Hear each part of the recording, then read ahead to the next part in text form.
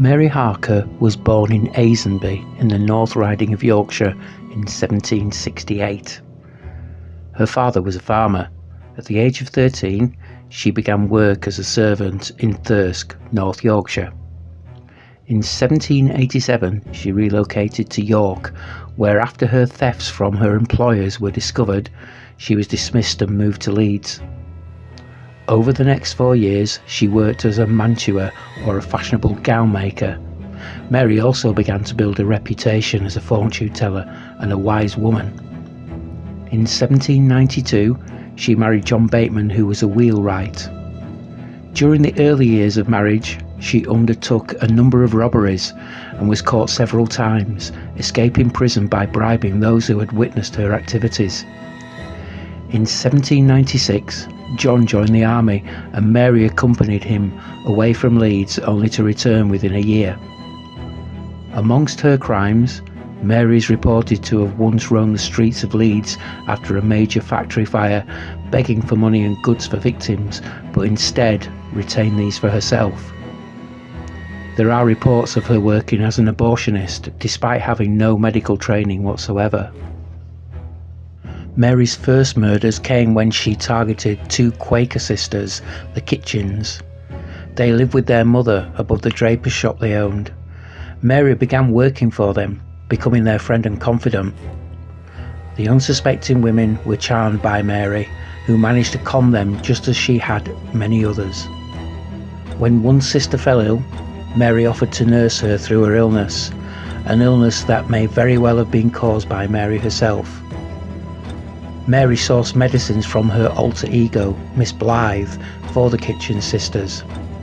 Medicines that, unbeknown to them, were laced with poison.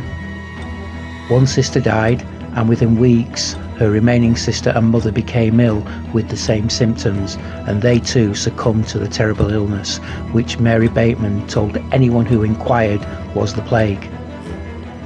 This explanation served to scare anyone off investigating the deaths through fear of being infected themselves. A sharp-eyed doctor did raise his suspicions of poisoning, but with no family members left to provide consent to an autopsy, his concerns went unheard and uninvestigated. Under the cover of the plague infecting the house and shop, Mary stripped both bare, ensuring that she recovered maximum profits for her efforts. Soon after, Mary and her husband moved again to distance themselves from any connection to the Kitchens and their deaths. In 1806, Mary created the hoax known as the prophetic hen of Leeds, in which eggs laid by a hen were purported to have written on them "Christ is coming." 3 of these eggs were displayed by Mary, all for an admission cost to see them. But it was later found she had written on the eggs using acid and reinserted them into the hen's oviduct. In the same year, Mary was approached by William and Rebecca Perigo. Rebecca was suffering from chest pains, and Mary diagnosed that she had been put under a spell. However, over the coming months, Mary began feeding them pudding, which was laced with poison. Rebecca's condition worsened, and she died in 1808.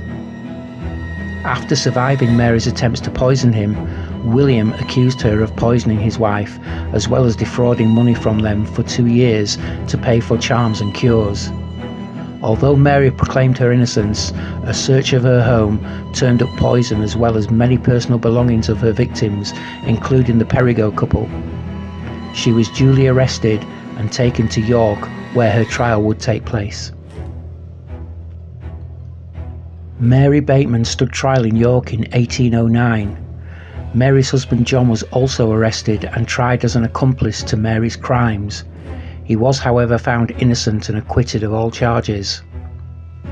Mary's trial lasted for 11 hours, though the jury took only a few moments to find her guilty of the charges of fraud and the murder of Rebecca Perigo.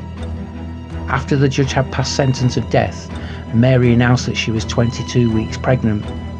Under law at the time, anyone who was found to be at least 4 months pregnant could not be hanged until after the child was born, and Mary knew this. The judge ordered that Mary be examined to substantiate her claim. 12 women were sworn into the jury and conducted a physical examination of Mary, concluding that she was not pregnant and thus able to be executed. The judge proceeded to pass sentence of death upon Mary in the following words: Mary Bateman, you have been convicted of willful murder by a jury who, after having examined your case with caution, have, constrained by the force of evidence, pronounced you guilty. It only remains for me to fulfil my painful duty by passing upon you the awful sentence of the law. After you have been so long in the situation in which you now stand, and harassed as your mind must be by the long detail of your crimes and by listening to the sufferings you have occasioned, I do not wish to add to your distress by saying more than my duty renders necessary. Of your guilt there cannot remain a particle of doubt in the breast of anyone who has heard your case. You entered into a long and premeditated system of fraud, which you carried on for a length of time which is most astonishing, and by means which one would have supposed could not, in this age and nation, have been practised with success. To prevent a discovery of your complicated fraud and the punishment which must have resulted therefrom, you deliberately contrived the death of the persons you had so grossly injured, and that by means of poison, a mode of destruction against which there is no sure protection. But your guilty design was not fully accomplished, and after so extraordinary a lapse of time, you are reserved as a signal example of the justice of that mysterious providence, which, sooner or later, overtakes guilt like yours. At the very time when you were apprehended, there is the greatest reason to suppose that if your surviving victim had met you alone, as you wished him to do, you would have administered to him a more deadly dose, which would have completed the diabolical project you had long before formed, but which at that time only partially succeeded. For upon your person at that moment was found a phial containing a most deadly poison. For crimes like yours in this world, the gates of mercy are closed. You afforded your victim no time for preparation, but the law, while it dooms you to death, has in its mercy afforded you time for repentance and the assistance of pious and devout men whose admonitions and prayers and counsels may assist to prepare you for another world, where even your crimes, if sincerely repented of, may find mercy. Mary Bateman's execution by hanging took place on the 20th of March 1809. A huge crowd of thousands had gathered to watch the last moments of the so-called Yorkshire Witch.